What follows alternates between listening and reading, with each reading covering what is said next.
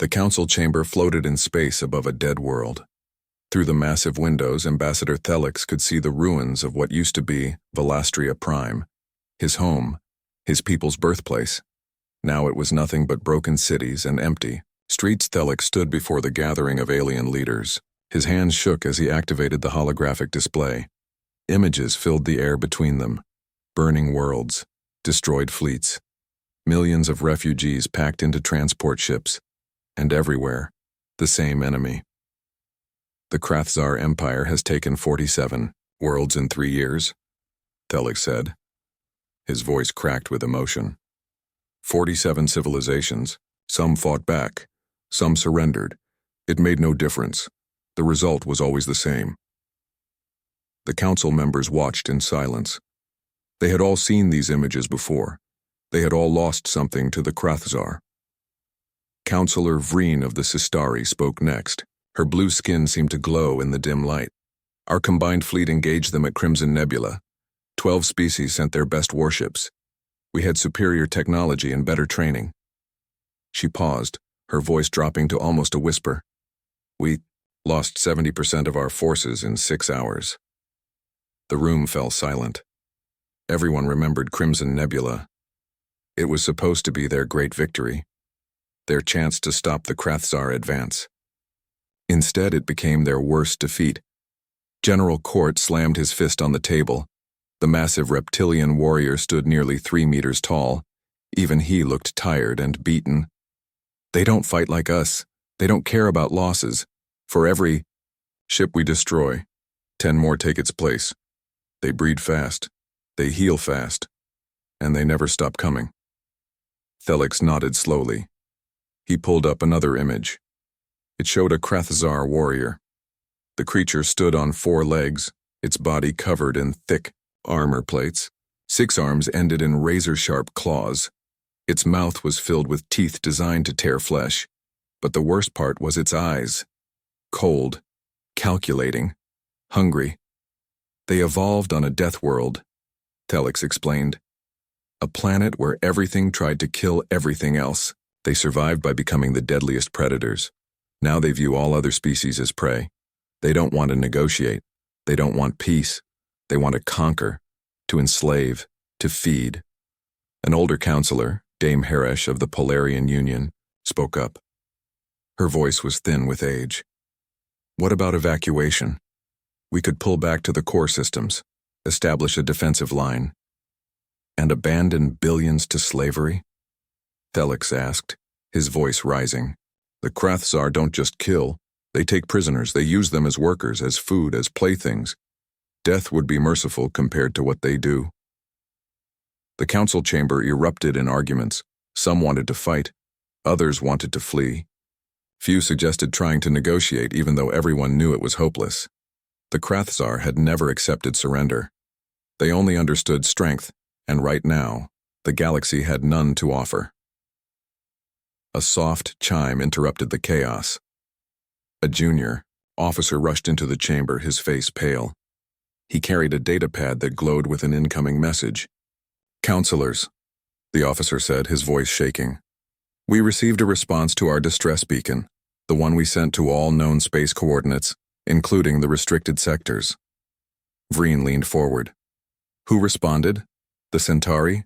The Void Dwellers? The Way? Officer shook his head. No, Counselor, the message came from Sector 242, the Sol system. Confused murmurs filled the room. Many counselors didn't recognize the name. Thelix searched his memory. Sol system. That was where the humans lived. But humans were barely space-worthy the last time anyone checked. That was 200 years ago. They were still fighting among themselves back then. Primitive. Barbaric. Certainly not advanced enough to help in a galactic war. Play the message, Dame Haresh ordered. The officer activated the datapad. A voice filled the chamber. It spoke in perfect galactic standard, but with an accent none of them had heard before. The voice was calm, confident, almost cold. To the Galactic Council, we received your distress beacon. We have monitored the Krathzar expansion. We understand the threat they represent. There was a brief pause. Humanity is coming. Hold the line. We will handle this. The message ended. Silence filled the chamber. General Court laughed. It was a bitter, hollow sound. Humans? The species that couldn't stop killing each other? The ones who destroyed half their own planet before they even reached their moon? That's our hope? But Thelix wasn't laughing. He remembered something from the old survey reports, something that had troubled the scouts who visited Earth. Humans were violent, yes. They fought constantly. But they also did something no other species did. When faced with a threat, they didn't adapt slowly over generations. They changed fast. They learned. They built. And they never ever forgot an enemy. How long until they arrive? Vreen asked. The officer checked his pad. Unknown, counselor. But the message was sent 3 days ago, and according to our long-range sensors, there's something moving through deep space toward Krathzar territory. Something big. Thelix looked out the window at the ruins of his homeworld. Hope was a dangerous thing. It made you believe when belief was foolish. But right now, foolish hope was all they had left. Somewhere in the darkness between stars, humanity was coming. Whether that was salvation or just another disaster, no one knew. But the Krathzar were about to find out. Warlord Vexthor stood on the bridge of his command ship watching another world burn below. The planet Korath 7 had resisted for 3 days. Now its cities were ash and its people were chained in the cargo holds. Another victory. Another step toward galactic dominance. His second-in-command approached, bowing low. My lord, the tribute from Korath 7 is secured. 5 million slaves, raw materials, and their entire food supply. Vexthor clicked his mandibles in satisfaction. This was the Krathzar way. Take what you want. Break those who resist. Show the galaxy that resistance was pointless. He had crushed 47 civilizations using this simple truth. My lord, a communications officer called out. We intercepted. Galactic chatter. The council is calling for help from someone called humanity. The bridge crew burst into laughter. Vexthor's deep growl joined them. Humanity? Let me see their file. The display showed a pathetic record. Humans were from a small blue world in an unremarkable system. 200 years ago, they were divided into hundreds of tribes that constantly fought each other. They had barely reached their own moon. They polluted their planet. They caused the extinction of thousands of their own species. They were weak, divided, and self-destructive. Send scouts to their sector, Vexthor ordered, still amused. Let us see if these humans are worth conquering. Perhaps they will provide entertainment before they break. Across the galaxy in a secure intelligence facility, Officer Zara of the Galactic Survey Corps was not laughing. She sat in her office, surrounded by screens showing data about humanity. The old survey reports troubled her. Her assistant, a young Velastrian named Peck, read from the files. The last contact was 200 years ago. Survey Team 7 reported that humans were barbaric but showed potential. They recommended monitoring, but no direct contact. What else did Team 7 report? Zara asked. Peck scrolled through the data. They noted unusual characteristics. Humans evolved as persistence hunters. They don't have claws or natural weapons. They're not particularly strong or fast, but they don't give up, ever. Team 7 watched humans track prey for days without rest. They saw humans adapt to every environment on their planet, from frozen wastelands to burning deserts. Zara pulled up images of Earth. It was a beautiful world covered in blue oceans and green continents. But the survey notes told a different story. Earth was a planet that constantly tried to kill its inhabitants. Earthquakes, volcanoes, hurricanes, ice ages, mass extinctions. Yet humanity survived. Everything. Look at this, Zara said, highlighting a section of the report. Team 7 noted that humans domesticated predators. They took wolves, animals that hunted in packs, and turned them into pets. What kind of species does that? Peck shuddered. They also noted that human history is mostly war. They fought each other constantly. Over resources, over beliefs, over land. The survey team estimated humans had killed over 1 billion of their own kind throughout history. Yet they survived, Zara muttered. They didn't destroy themselves. They learned. They grew. They reached for the stars despite everything working against them. She pulled up recent data. This was what truly frightened her. For the past 200 years, humanity had been silent. No contact, no signals. Deep space monitoring stations detected activity in their sector, but humans never responded to messages. It was as if they had vanished. But 3 months ago, the monitoring stations detected something. Massive energy readings, construction on a scale that seemed impossible, power outputs that dwarfed anything the galaxy had seen. And then silence again. What were they building? Peck asked. I don't know, Zara admitted. But I think we're about to find out. In deep space, a refugee convoy fled from Krathzar territory, 30 ships carrying survivors from 3 destroyed worlds. They jumped through empty space trying to reach Council protection. Their supplies were running low. Hope was running lower.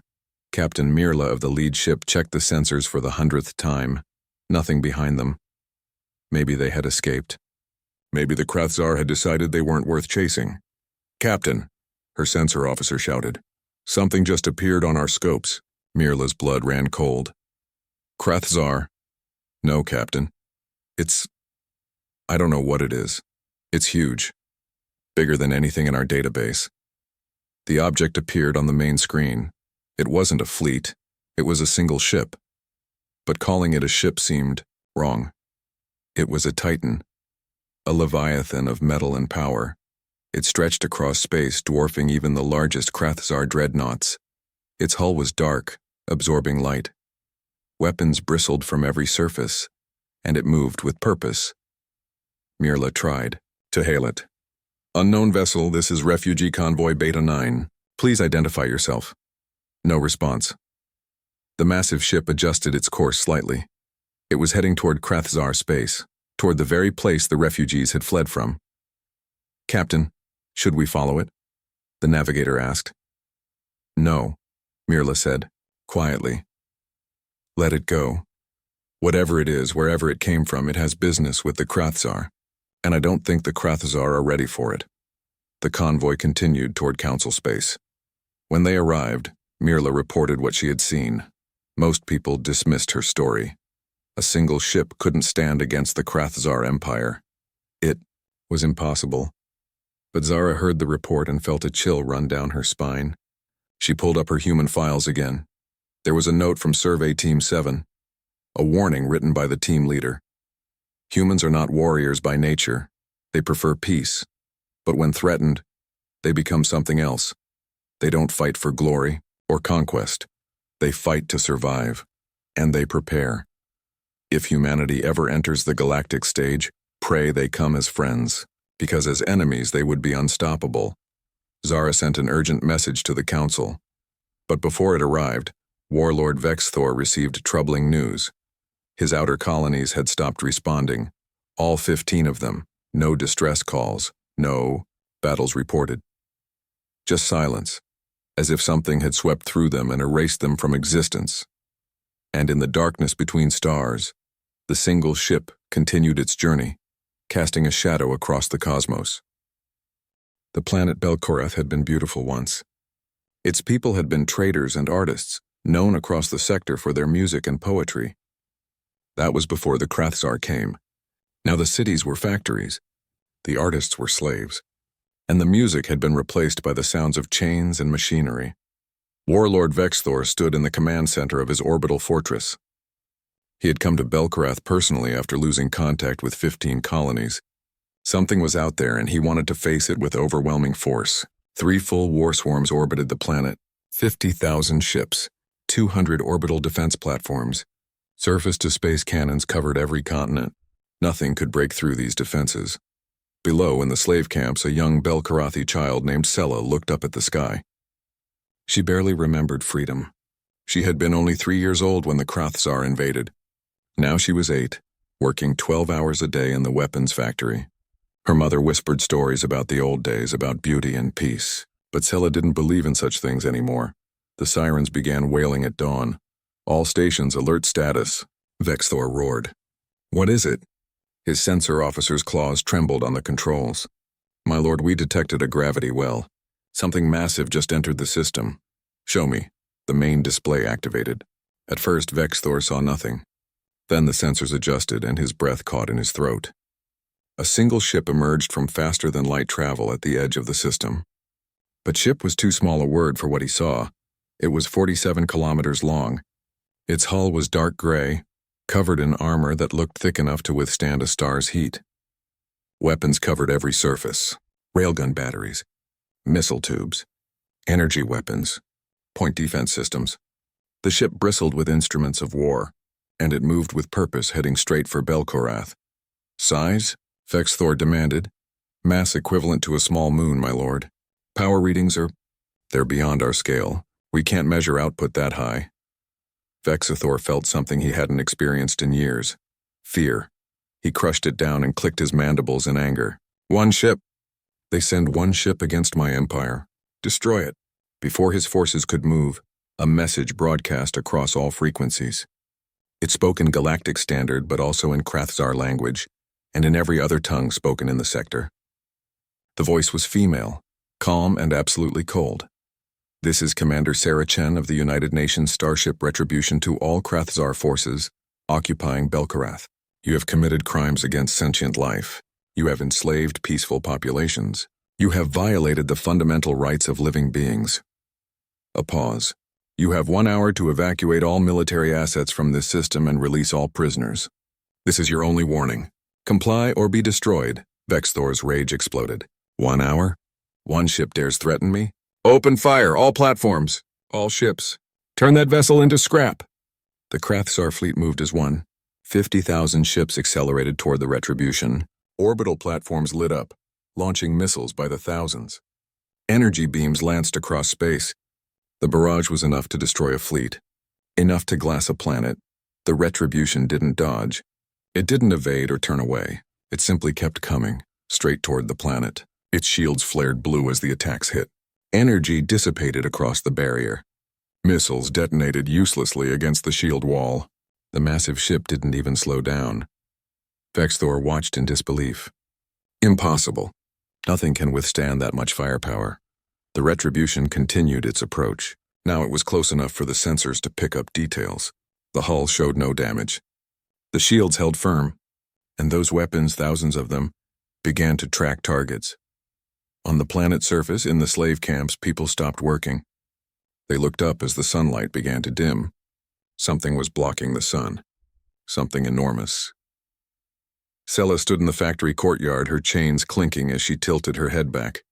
Other slaves gathered around her, all staring upward. The Krathzar guard shouted orders, but no one listened. Above them, the Retribution moved into orbital position directly above the largest slave camp. The ship was so massive that it created an eclipse. Its shadow fell across the continent, darkening cities, factories, and camps.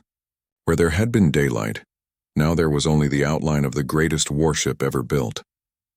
What is it? Sella whispered. An older slave, a woman named Mara, who still remembered freedom, began to cry. Hope, she said. It's hope. The shadow stretched for hundreds of kilometers. Slaves across the planet stopped working and looked up. For 3 years they had prayed for rescue. For 3 years they had suffered in silence. Now something had come. Something that made the Krathzar warships look like toys. In orbit, Vexthor's fleet swarmed around the Retribution like insects around a predator. They fired everything they had. The Retribution's point defense systems activated. Thousands of small turrets tracked incoming missiles and destroyed them. Fighter craft that got too close simply vanished, torn apart by defensive fire so precise and deadly that they didn't even have time to scream. My lord, the sensor officer said, his voice shaking. The ship is not taking evasive action. It's not trying to dodge. It's just absorbing everything we throw at it. Vexthor saw his 3 war swarms, his greatest military asset, battering uselessly against the human ship. Nothing worked. Nothing penetrated. The Retribution floated there, an impossible fortress in space, its shadow a promise to the slaves below. Commander Chen's voice broadcast again. You have 45 minutes remaining. Below, in the darkness of the ship's shadow, Sela felt something she had forgotten existed. She felt hope. The Krethzar had seemed unstoppable.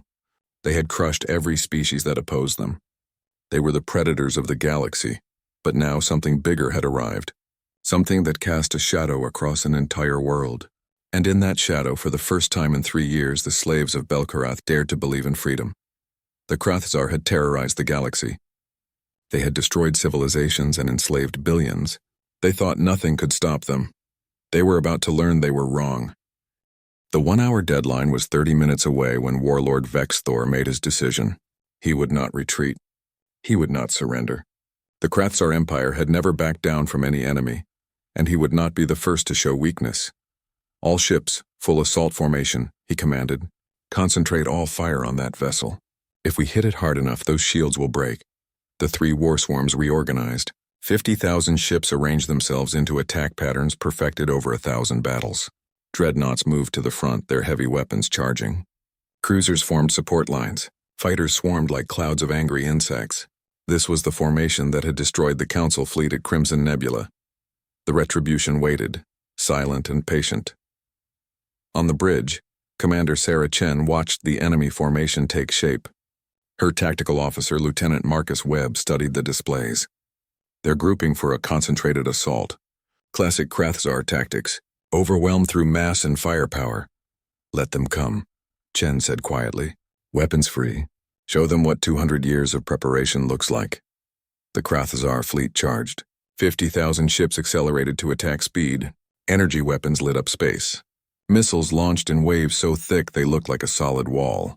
The barrage that destroyed the Council fleet now fell upon the Retribution. Then humanity's weapons spoke.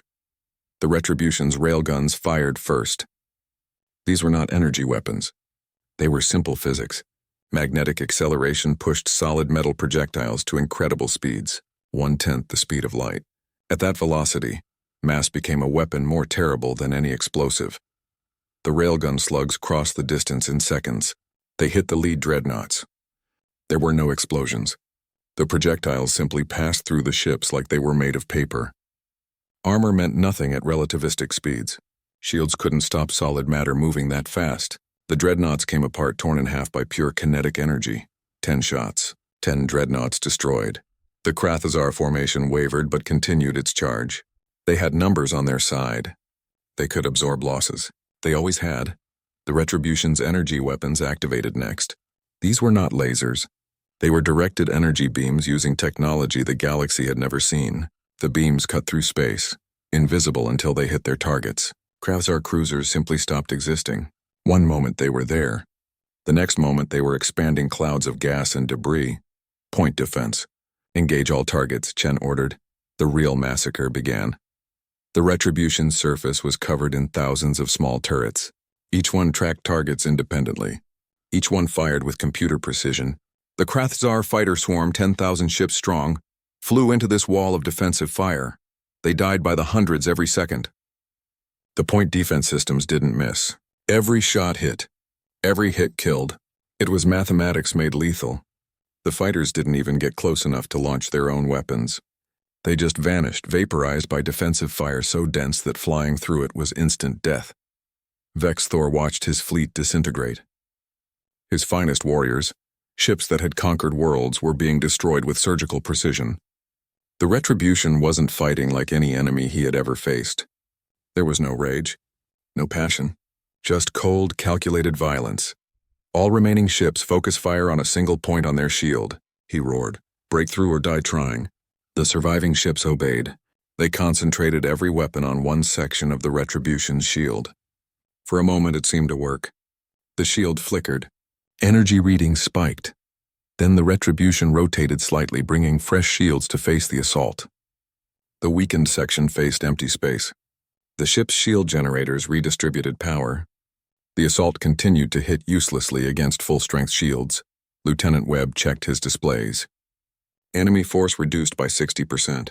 Orbital platforms are charging for another volley. Destroy the platforms, Chen said. Precision strikes. The civilians below are not targets. The Retribution's weapons turned toward the orbital platforms. Each shot was carefully calculated. The platforms exploded. but the debris fell into safe trajectories that wouldn't hit the population centers below.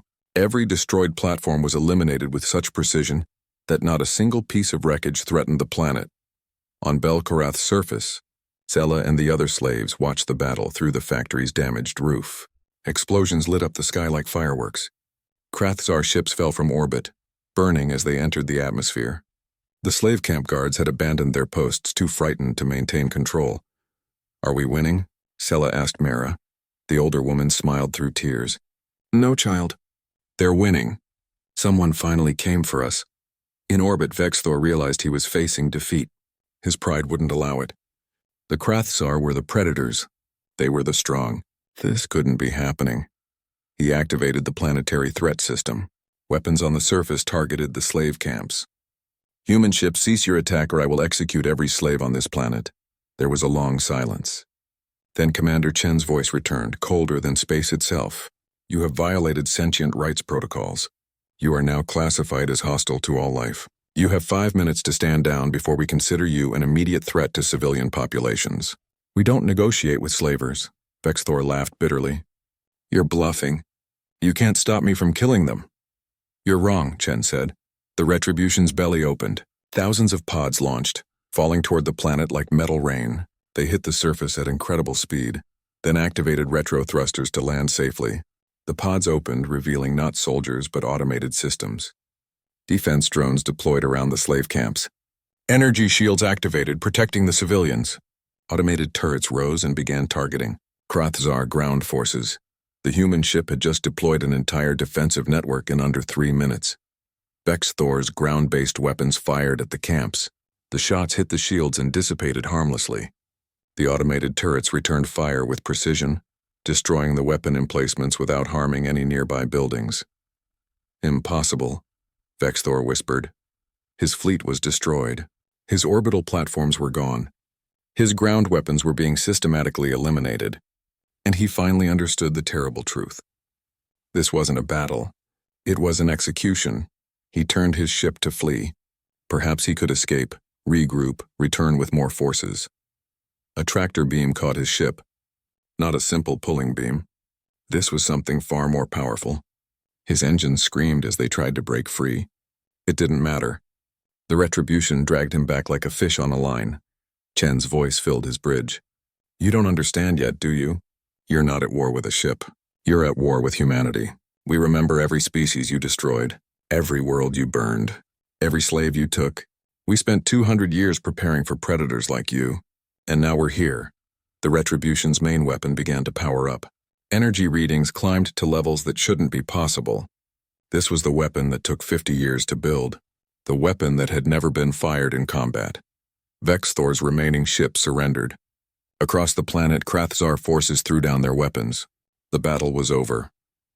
In the shadow of humanity's warship, Sella laughed and cried at the same time. Freedom had come, carried on a ship large enough to eclipse the sun. 2 months had passed since the Retribution appeared at Belkorath. In that time, the galaxy had changed forever. Ambassador Elena Chen stood before the rebuilt Galactic Council chambers. She was Sarah Chen's sister. But where Sarah commanded humanity's warship, Elena commanded their words. Both were equally important to humanity's purpose. The council chamber was full. Representatives from every surviving species had come to hear what humanity had to say. Whispers filled the room. The Retribution had liberated 17 worlds in 2 months. Krathzar forces fled before it reached their systems. The great terror of the galaxy was collapsing and no one understood how. Councillor Vreen called the session to order. "Ambassador Chen, humanity has the floor. We would like to understand your intentions." Elena stood, her posture straight and confident. "Thank you, councillors. I know you have questions. You wonder why humanity built one ship instead of a fleet. You wonder where we've been for 200 years. You wonder what we want." She paused. "Let me start with a story." She activated a holographic display. Images of old Earth appeared. Beautiful oceans and green forests. Then the images changed. Wars, nuclear weapons, environmental destruction, a planet tearing itself apart. "This was our world 200 years ago," Elena said. "We were on the edge of destroying ourselves. We fought over resources, over beliefs, over land. We killed billions of our own people throughout our history. But then we looked up and saw the stars, and we realized something important. The display changed to show early space exploration, primitive rockets, moon landings, the first Mars colony. We realized we were not alone in the universe. We sent probes. We listened. We watched. And we saw your wars, your conflicts. We saw species fighting each other. And then we saw the Krathzar rise. The display now showed Krathzar attacks, burning worlds, enslaved populations, the destruction at Crimson Nebula. We watched them destroy 47 civilizations. We listened to the screams. We saw the galaxy's response, a fleet of 12 species using traditional warfare, trying to stop a predator using predator tactics. Elena's voice hardened, and we learned from it. General Court of the Council shifted in his seat. You learned what exactly? We learned that to stop a predator, you must be the bigger predator, Elena said simply. We studied human history, all our wars, all our violence, and we understood something about our own nature. Humans are not naturally warriors. We prefer peace, but when threatened, when protecting something we care about, we become something else. We become terrifying. She pulled up new images, the retribution under construction, thousands of humans working on it, generation after generation dedicating their lives to a single purpose. We spent 200 years building not for exploration, but for protection. We didn't build a fleet because fleets can be destroyed. Fleets can be divided and conquered. Instead, we built perfection. One ship that could stand against any threat. One ship that carried 50,000 crew members, multiple generations of families, all dedicated to ensuring no species ever suffers genocide again. The council members listened in stunned silence. The Retribution is not just a warship, Elena continued. It's a city, a self-sustaining ecosystem. Children are born on that ship. People live their entire lives there. They train from childhood to be the galaxy's protectors, not conquerors, protectors. Ambassador Thelic spoke up, his voice shaking with emotion. You saved my people. Saved billions. But at what cost? Your ship has weapons that can destroy planets. That level of power is dangerous. Yes, Elena agreed. Which is why we have rules. Strict protocols. The Retribution's main weapon has never been fired. We hope it never needs to be. Every shot is calculated to minimize civilian casualties. Every action is documented and reviewed. We hold ourselves accountable. She pulled up footage from inside the Retribution. Crew members working. Families living. Children studying. These people gave up exploring the galaxy. They gave up peaceful lives. Because someone needed to stand against the darkness. Because someone needed to say no more to predators like the Krathzar. Dame Harish leaned forward. What about Warlord Vexthor? What happened to him? Elena's expression turned cold. We offered him a choice. Trial and imprisonment by the council or freedom. He chose freedom, thinking he could escape. We deposited him on Velastria Prime, among the survivors who remember what he did to their world. He is still there, living among the ruins he created, facing the consequences of his actions every day. Murmurs filled the chamber. Some approved. Others seemed uncomfortable with such justice. The Krathzar Empire is broken, Elena said. 17 worlds are free. Former slaves are rebuilding. We've captured 300 Krathzar war criminals. They will face trial for their crimes. The remaining Krathzar forces are scattered and leaderless. She looked around the chamber, meeting the eyes of each council member. Humanity doesn't want to rule the galaxy. We don't want your territory or your resources. We want only one thing, peace. But we learned that peace requires the capacity for violence. Hope requires the strength to defend it. Freedom requires guardians willing to stand against tyranny. Elena activated one final image. The Retribution floating at the edge of known space, its weapons pointed outward, away from civilized worlds. The United Nations Starship Retribution now patrols the galactic rim. We broadcast this message to all species. To those who would enslave, we are watching. To those who suffer, we are coming. To those who value peace, welcome to the new age. An age where predators face something they never expected. Something bigger. Something stronger. Something that remembers. The council chamber erupted in debate. Some species wanted to restrict humanity's power. Others wanted to join forces with them. A few wanted nothing to do with humans at all. But everyone understood that the galaxy had changed. On Belkarath, in what used to be a slave camp, young Sella sat with her mother. They were free now. The Krathzar were gone. Human automated systems had helped rebuild their city. Food and medicine had arrived. Life was slowly returning to normal. "Mama?" Sela asked, looking up at the stars. "Are humans dangerous?" Her mother thought carefully before answering. She remembered the shadow, the terrible weapons, the clinical efficiency of human warfare. But she also remembered freedom, remembered hope arriving when all seemed lost. "Only to those who deserve it," she said finally. "Humans are dangerous to those who hurt others, to those who enslave and destroy. But to those who want peace, who want to live freely, humans are the greatest friends we could ask for." Sela nodded, satisfied with the answer. She looked up at the stars, knowing that somewhere out there the retribution floated in the darkness. A guardian, a protector, a shadow that fell not to bring darkness but to shield the light. The galaxy had been terrorized by predators.